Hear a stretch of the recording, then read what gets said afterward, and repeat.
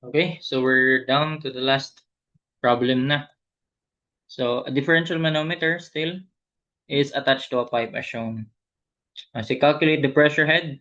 Pressure difference na pala to. So, kanina pressure head difference na. Ngayon, pressure difference. Edi, gamitan natin ng ano? Gamitin naman natin yan ng pressure naman. Di ba? Kung pressure head tayo kanina, edi ngayon mag-pressure tayo. Between points A and B, ano yung tekniko dito? Yung sabi ko, start ka sa mahina. Pag pressure between points A and B, so si A. So obviously, again, tingnan natin muna. Ang level niyan is initial niyan kung same sila ng pressure, andito 'yan.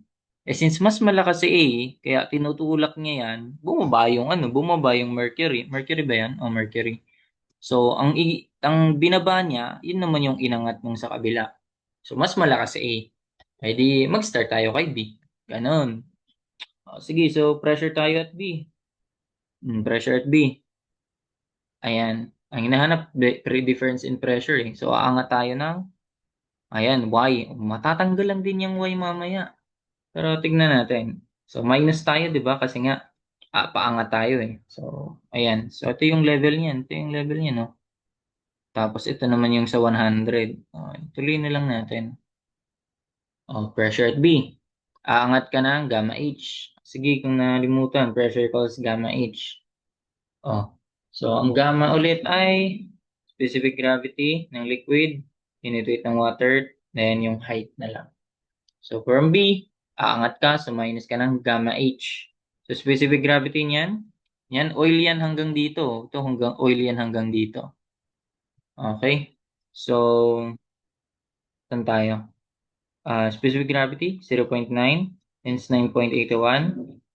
Times mo sa height. Ano yung height niyan? Yun yung Y. Yun yung, oops. Yun yung Y. Pero di mo alam yung value. Matatanggal lang din naman yun eh. Huwag kabahan kung ano niyan. So, dito na tayo. Aangat ulit tayo. Ng ilan yan? 100 millimeters. So, ganun ulit. Actually, dapat dinagdag ko na yan dito. Pero, sige, para matanggal yung Y na yan. So, that's 0.1, no? 0.1 meters. Then, times specific gravity. Or ano pala. Unahin ko pala yung input yung specific gravity. Para ganito yung format natin. Specific gravity times unit weight ng water times height. The specific gravity is still oil pa rin yan. 0.9 times 9.81. Then ang height niya, yun yung 0.1. Dito ka na. So pantay sila nito. So pwede kang tumalon na lang dyan. Yun, pababa ka na naman. Bababa ka. So mag-add ka. Add ka ng gamma H ulit. Specific, ano ba yan? Mercury. 13.6 ba gamit dyan? Check ko na lang ulit. Ano gamit? 13.6. Specific gravity, 13.6 times unit weight ng water. Then yung height na 0.1 lang din. Okay, times 0.1. And then, dito ka na. So, tatawid ka dito. Parehas lang yung level eh. Aangat ka ulit. Minus na naman. Minus. Gamma. Ano yan? Ano na yan dyan? Oil ba to? Oil pa rin ba to? Ito, oil tong lahat ng to eh. Oil yan. E di balik ka sa 0.9 times 9.81. Times height. 0.1. Dito ka na. Dito ka na. Pantay lang yun sila. Bababa ka na ngayon. Bababa ka naman. Add naman yan. So still, oil pa rin. 0.9 times 9.81 times 0.1. And bababa ka. Still, bababa ka. Bababa ulit yan. So oil pa rin yan. 0.9 times 9.81 times Y. Ano nangyari? Ito yun makakancel oh. 0.9, 9.81 times. Ay, ano yun? Ay, hindi, ito pala. 0.9 times 9.81 times Y. Negative, positive. So, that is equal na yan sa PA. Yan yung pressure at A. Equal na yan sa pressure at A. So, paano ulit natin gagawin? Para maging pressure at A minus pressure na B. So, itong B, ilipat mo sa kabilang side, magiging minus yun. So, yun na, makuha na natin yung value. Pressure at A minus pressure at B is equal to, yan, direct sub na lang yan. So mag-start ako sa negative 0.9 times 9.81 times 0.1 plus itong 13.6 times 9.81 times 0.1 minus 0.9 times 9.81 times 0.1 plus 0.9 times 9.81. Oh, ito pala. Makancel din pala to, no? 0.9 times 9.81 para di ka pa ulit-ulit ng input sa calcu.